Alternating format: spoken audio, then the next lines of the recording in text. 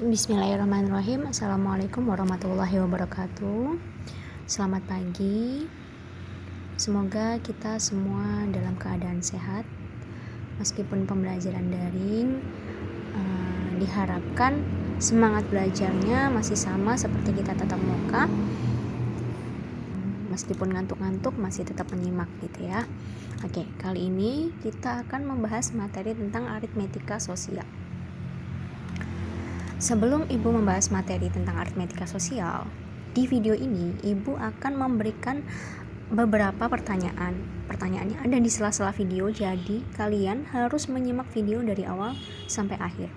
Tugasnya nanti diupload di link yang akan Ibu share ke kalian di Google Classroom juga. Jelas ya perintahnya. Ini kompetensi dasar yang akan kita pelajari hari ini. Silakan dibaca masing-masing. Pasti kalian berpikir, kok banyak banget sih yang dipelajarin gitu ya. Oke, yang dipelajari memang banyak, tapi ini materinya semua tentang cuan. Seneng ya kalau dengar cuan. Yang penting cuan bos, gitu kan ya. Oke, langsung aja. Ini ya materi aritmetika sosial. Ada harga pembelian dan harga penjualan, untung dan rugi, diskon atau rabat, bruto, tara, dan bunga tunggal, serta pajak. Ini adalah gambar atau situasi yang ada di pasar. Kalian sering lah ya ke pasar, atau setidaknya pernah lah ya ke pasar gitu. Nah, di pasar itu banyak sekali pedagang ya. Oke, jadi muncul pertanyaan, apa yang dicari pedagang? Silakan dijawab dan ditulis di buku kalian. Ini adalah soal yang pertama. Jadi apa yang dicari oleh pedagang? Berangkat pagi atau subuh ya bahkan, terus mereka pulang siang, kadang sampai sore. Apa sebenarnya yang dicari oleh pedagang? Kalau membahas mengenai pedagang, pasti kita udah gak asing ya dengan harga pembelian dan harga penjualan. Apa sih pengertian dari harga pembelian? Ini soal yang kedua ya. Apa yang dimaksud dengan harga pembelian dan harga penjualan? Next, Ibu ada sebuah ilustrasi, coba diperhatikan. Budi membeli kaos kaki seharga, ini bacanya Rp10.000 ya, jangan salah. Soalnya di kelas kemarin ada yang bacanya kayak gini 100.000. Ini yang benar Rp10.000. Lalu ia menjual kaos kaki tersebut seharga, dibacanya Rp15.000. Perhatikan harganya. Budi membeli seharga Rp10.000, lalu ia menjual seharga Rp15.000. Dari ilustrasi yang pertama, bagaimana perbandingan harga beli dan harga jualnya? Tadi harga belinya Rp10.000 ya, dan harga jualnya Rp15.000. Jadi harga beli lebih kecil atau kurang dari harga jual. Pertanyaan yang ketiga, Budi mengalami untung atau rugi? Pertanyaan yang keempat, kalau Budi mengalami keuntungan atau kerugian, berapa rupiah keuntungan atau kerugiannya? Oke, ilustrasi yang kedua. Ruri membeli kaos kaki seharga Rp15.000, lalu ia menjual kaos kaki tersebut seharga Rp10.000. Perhatikan harganya ya. Ruri membeli seharga Rp15.000, lalu ia jual seharga Rp10.000. Dari ilustrasi yang kedua, bagaimana perbandingan harga beli dan harga jualnya? Tadi harga belinya adalah Rp15.000 dan harga jualnya adalah Rp10.000. Jadi harga beli lebih besar dari harga jual.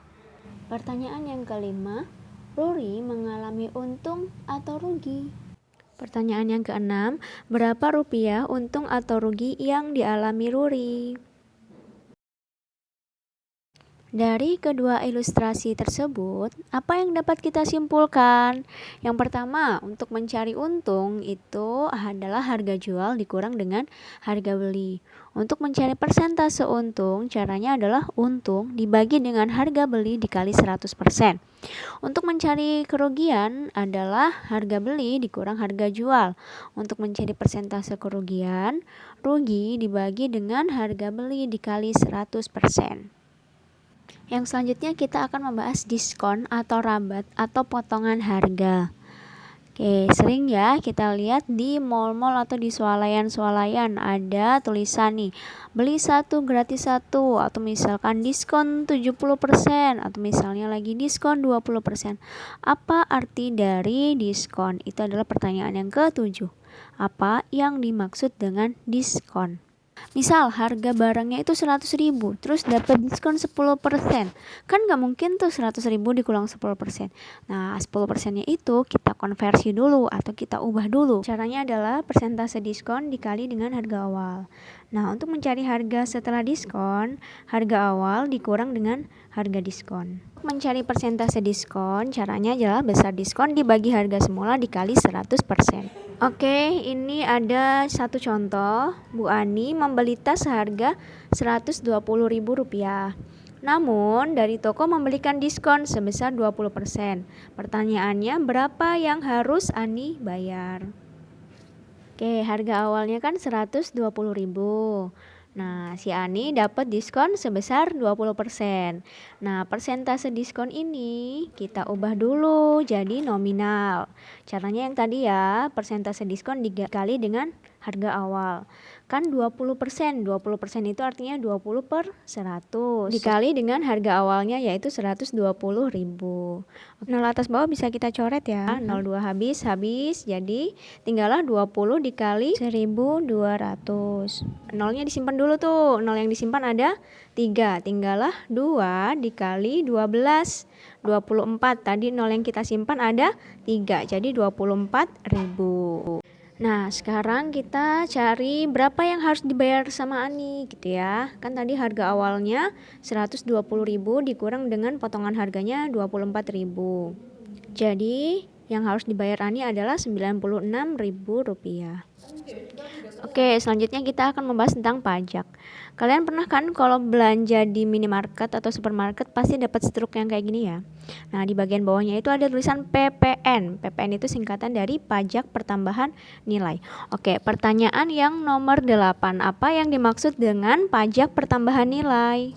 Oke, setelah kalian mengetahui pengertian dari pajak pertambahan nilai, jadi setiap kita berbelanja apapun itu, mau belanja alat elektronik, mau belanja kendaraan bermotor, mau belanja perhiasan, bahkan setiap kita belanja kebutuhan sehari-hari pun itu akan dikenai pajak.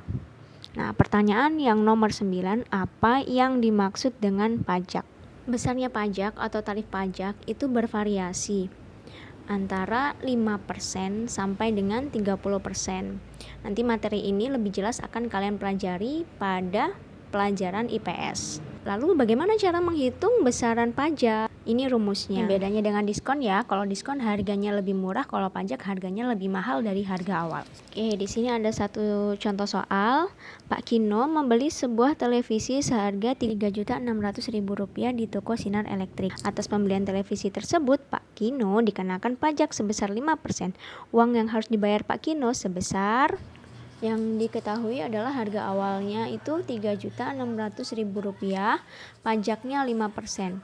Yang kita cari dulu adalah nominal pajak ya. Rumusnya kan persentase pajak dikali dengan harga awal. Jadi 5% dikali dengan Rp3.600.000. 5% artinya 5/100. Oke, 0 atas bawah bisa kita coret ya. Coret habis. Tinggallah 5 dikali 36.000. 03 kita simpan, tinggallah 5 dikali 36 ya. Dapatlah 180. 0 yang kita simpan tadi ada 3. Jadi nominal pajaknya adalah 180.000. Nah, sekarang kita cari harga setelah pajak. Harga setelah pajak itu adalah harga awal ditambah dengan nominal pajak tadi. Jadi 3.600.000 ditambah 180.000. Hasilnya adalah Rp3.780.000. Alhamdulillah, materi aritmetika part 1 sudah selesai kita bahas.